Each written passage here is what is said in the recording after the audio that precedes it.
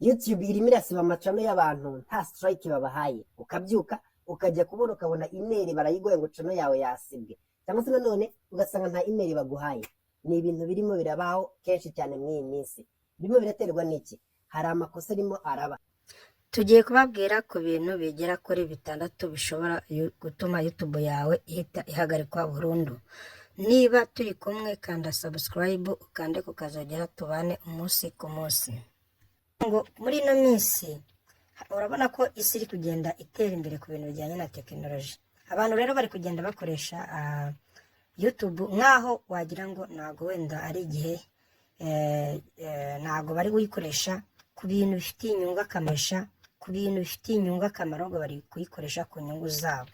Bivuga ngo hari ukuntu ukora content atari kugira ngo gusa abantu babyungukiremo, ahubwo ari kugira ngo gusa wibonere amafaranga. Ibyo rero YouTube yarabibonye. Ikintu cya mbere YouTube ireba, umuntu wese uri gusangiza ibintu birimo violence, YouTube iri guhita imuta ibishanga. Bivuze ngo YouTube channel ye iri guhita ikurwaho.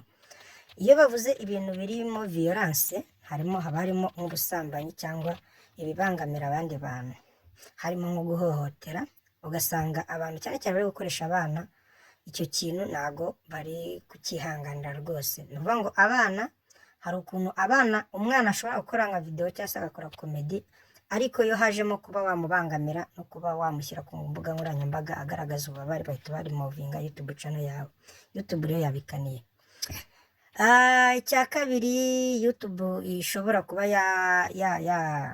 yagukuraho ni copyright infringement cyangwa se kwiba content z'abandi.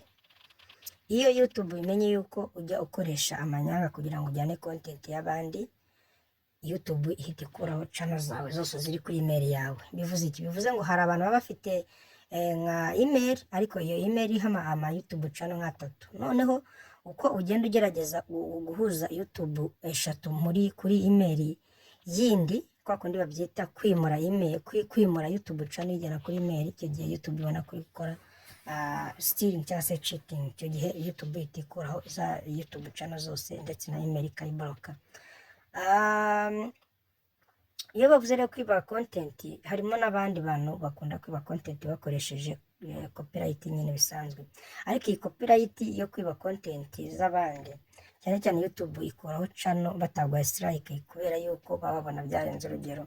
Urugero ni nk'aba bantu usanga bakora ama content y'abandi bakababeshya ngo editingaho gatoya, hari n'ufata uko yakabaye akayishyira kuri YouTube channel. Byirinde, ni ibintu bitari byiza cyane. Hanyuma rero mu bijyanye na copyright cyangwa se kwiba content y'abandi, abantu bashobora kwiba content y'abandi bakoresheje amajwi cyangwa amashusho, indirimbo cyangwa ibindi abandi utabisabiye uburenganzira, cyane cyane ko YouTube channel yawe iba itarigeze ibisabira uburenganzira kugira ngo ube wakoresha content z'abandi. Icyo gihe YouTube igerageza kuba yasiba burundu channel yawe. Icya gatatu, YouTube ishobora kugendera kugira ngo ijye gusiba channel yawe, harimo misleading content, ibinyoma bibeshya abantu. Hari abantu benshi muri iki gihe basigaye bakoresha YouTube nka hari irobo, kandi YouTube ntabwo ikorana n'amarobo. Bivuze iki? Bivuze ngo YouTube inavumbuye yuko ikoresha amarobo cyane cyane nka AI, ikabona ayo content bikorera gusa, kenshi YouTube ntabwo ibyemera. Ariko cyane cyane aha ngaha turi kuvuga ibijyanye na misleading content, ibinyoma bishingiye mu kubeshya abandi bantu. Urugero, wenda ukabwira umuntu inkuru kandi iyo nkuru itageze ibaho, atari n'inkuru izabaho hafi aha ngaha. Nk'abantu bakunda gukora ibyegeranyo, ugasanga bakoze icyegeranyo kikigeze kibaho, icyo gihe content yawe barayisiba. Niba ushyizeho content ibeshya abantu, nko kuvuga ibintu bitari ukuri cyangwa se gukwirakwiza amakuru y'ibihuha mu buzima, politike, ubuvuzi n'ibindi, channel yawe ishobora gufungwa burundu. Icya kane ni spam cyangwa se clickbait. Iyo tuvuze spam ni ujya ubona kuri email yawe hariho ahantu hari spam. Ni ukuvuga ngo ni email baba bakoresha ariko zishobora kuba zateza ibibazo, bakaba bazigira gute kubaka izo email. Akenshi abantu benshi ntabwo bakunda kuzibona kuko akenshi bazishyira muri inbox yazo ku buryo utapfa kuzimenya. Ni ukuvuga ngo niba ifunguye bakubaza nimba koko uyemera cyangwa nimba atari iyawe.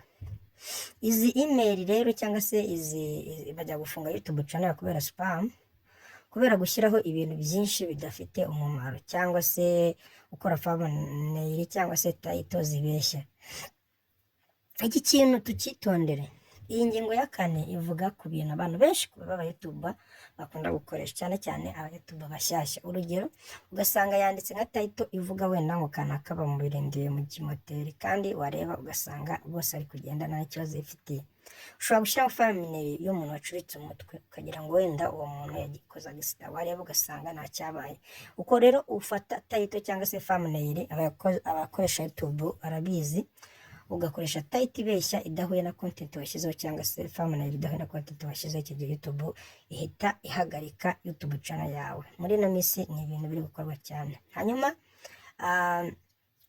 point ya 5 cyangwa se point ibanziriza ya nyuma ni ugukoresha robots, cyangwa se kugura ama views cyangwa se kugura subscribers. Ntago YouTube yemerera abantu kugura subscribers cyangwa se ama views. Mujye mubona abantu benshi banditse ngo niba ushaka kongera views, niba ushaka kongera amasaha, niba ushaka kongera aba subscriber, ngo kanda hano tukwereke. Ugasanga wajyamo imbere ugasanga bari kukwereka ama links n'iki byose uzabasha kuza ugatanga amafaranga ukagura YouTube subscribers. Ibyo rero ntabwo YouTube ibyemera, kuko ntabwo YouTube ijya yemerera abantu kugura cyangwa se kugurisha ibyo bintu. Ahubwo icyo ikora yo igerageza kugupushingira YouTube channel yawe, cyane cyane ko abantu uko bagenda bayikunda, icyo twita algorithm. Icyo gihe uko abantu bagiye bakanda kuri video yawe igenda yiyongera views cyangwa se aba subscriber, ndetse na watch time ikiyongera. Ntabwo rero YouTube ikunda abantu bagurisha cyangwa se bagura aba subscriber, views and watch time. Rero YouTube ibonye ko ukoresha uburyo bwo kwemerera kongera, cyangwa se ukoresha uburyo bwo kongera aba subscriber ndetse n'aba views cyangwa se watch time, icyo gihe channel yawe ihabwa warning, cyangwa se rimwe na rimwe ugahita bayihagarika ako kanya. Ingingo ya nyuma rero ya 6 ni ukudakurikiza amabwiriza ku bijyanye n'abana.